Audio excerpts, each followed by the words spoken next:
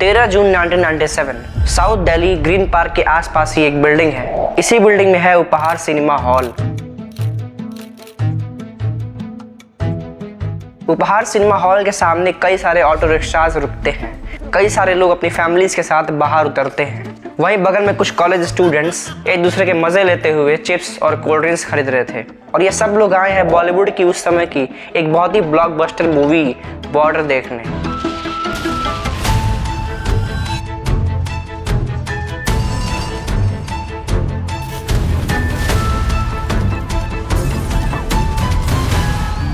तकरीबन शाम के 3 बजे ये मूवी सिनेमा हॉल में स्टार्ट होने वाली थी और लोगों का आना जाना लगा हुआ था। इनमें से कुछ लोग कपल्स थे, कुछ फ्रेंड्स थे और कुछ अपनी फैमिलीज के साथ आए थे इस मूवी को एंजॉय करने।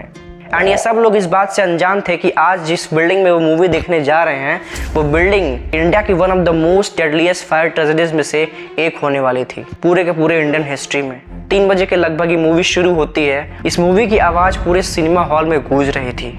मगर वहीं दूसरी तरफ बिल्डिंग के बेसमेंट में पार्किंग एरिया में कुछ ऐसा घटित हो चुका था जो कि कुछ समय बाद ही इन सब की जान लेने वाला था। दरअसल इस बिल्डिंग के बेसमेंट में एक इलेक्ट्रिक ट्रांसफार्मर इंस्टॉल किया गया था और सही से मेंटेनेंस ना होने के कारण उस ट्रांसफार्मर में मेल फंक्शन हो जाता है और अचानक से एक बहुत ही भीषण आग पकड़ लेता है। इस आग की चपेट में बहुत सी गाड़ियाँ आ जाती हैं बिकॉज वो गाड़ियाँ उस ट्रांसफार्मर से लगभग 1 से 1.5 मीटर पे ही खड़ी थीं। काले धुएं पूरे पार्किंग एरिया में फैल चुके थे और धीरे धीरे करके ये सारे धुएं ऊपर जा रहे थे। वहीं सीढ़ियों के ऊपर सिनेमा हॉल में लोग मूवी को एंजॉय कर रहे थे और उन्हें इस बात की भनक भी नहीं थी कि एक साइलेंट किलर उनकी तरफ बहुत ही तेजी से बढ़ता चला आ रहा है। ट्रांसफार्मर में भरा हुआ ऑयल और कार्स एक जहरीले धुएं को प्रोड्यूस कर रहे थे जिस खतरनाक जानलेवा धुएं का नाम था कार्बन मोनोऑक्साइड। ये धुआं इंसानों के लिए इतना ज़्यादा डेंजरस होता है कि कुछ ही सेकंड में किसी इंसान की मौत हो सकती है। एंड धीरे धीरे करके यही जानलेवा धुआं सिनेमा हॉल के दरवाजे से अंदर जाना शुरू हो जाता है। अचानक से लोग सफोकेट करने लगते हैं, उन्हें सांस नहीं आती है और ऑक्सीजन की जगह ये लोग जहरीले धुएं को अपने अंदर इनहेल कर रहे थे। आग लगने की खबर सुन के वहाँ की इलेक्ट्रिसिटी को ट्रिप कर दिया जाता है एंड सारी लाइट्स ऑफ हो जाती हैं। अचानक से पूरे सिनेमा हॉल में अंधेरा छा जाता है एंड सारे एसीज भी ऑफ हो जाते हैं। अंधेरे की वजह से लोग पैनिक करने लगते हैं और अपनी अपनी सीट से उछल कर इधर उधर भागने लगते हैं जिस वजह से पूरे सिनेमा हॉल में पैनिक मच जाता है और लोग कंफ्यूज हो जाते हैं।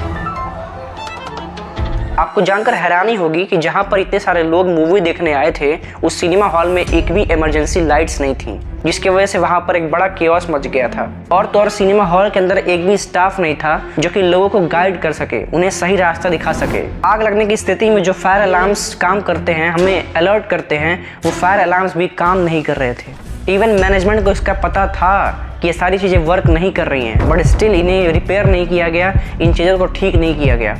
सिर्फ यही नहीं बल्कि आग लगने की अनाउंसमेंट भी नहीं की गई थी जिससे लोग अलर्ट हो सकें, जिस वजह से लोगों को पता ही नहीं चला कि उनके नीचे वाले फ्लोर पे क्या हो रहा है।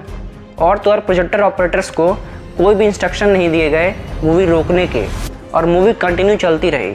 सिनेमा हॉल के अंदर घुसने का जो बीच का दरवाज़ा था जो कि सीधे बालकनी के सामने खुलता था वो डोर भी बंद था। सिर्फ यही नहीं बल्कि गलतियों की पूरी लिस्ट है मेरे पास।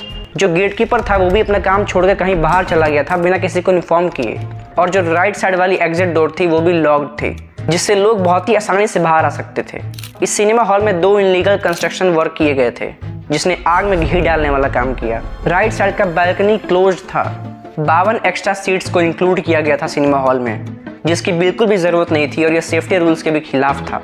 ये इंसिडेंट कोई अनफॉर्चुनेट नहीं था बल्कि ये रिजल्ट था उन लापरवाहियों का जो कि सिनेमा हॉल वालों ने किया। ट्रांसफार्मर में आग लगने से लेकर सिनेमा हॉल तक हर चीज़ खराब थी। वहाँ पर हर चीज़ को अनजाने में ऐसा डिज़ाइन कर दिया गया था कि वो जानलेवा बन गई थी जिसका नतीजा 59 लोगों को अपनी जान देकर चुकाना पड़ा। अराउंड 5:20 पे 48 फायर ट्रक्स आते हैं एंड फायर को कंट्रोल करने की कोशिश करते हैं बट स्टिल उन्हें 1 घंटा लग जाता है इस आग को कंट्रोल करने में। इस घटना के बाद मरने वालों के फैमिलीज ने कोर्ट केस किया। 2003 में इस सिनेमा हॉल के ओनर्स सुशील अंसल और गोपाल अंसल पे ये आरोप लगा कि इन्होंने एविडेंसेस को घुमाया है यानी कि गायब किया है। और 2007 में ही था कि 12 लोगों को इस घटना में गिल्टी माना गया। 2021 आते आते दिल्ली हाई कोर्ट ने इन 2 भाइयों को 7 साल की सज़ा सुनाई मगर 2022 में इस फैसले को रिवर्स कर दिया गया बिकॉज ये बहुत ही बूढ़े हो चुके थे। इस दुर्घटना ने इंडियन पब्लिक प्लेसेस की पुअर सेफ्टी को एक्सपोज कर रख दिया। न्याय किसी भी पास्ट के इवेंट के लिए नहीं होना चाहिए, बल्कि आने वाले दुर्घटनाओं से बचने के लिए होना चाहिए। सो आई होप ये वीडियो आपको वैल्यूएबल लगी होगी। जय हिंद, जय भारत, वंदे मातरम।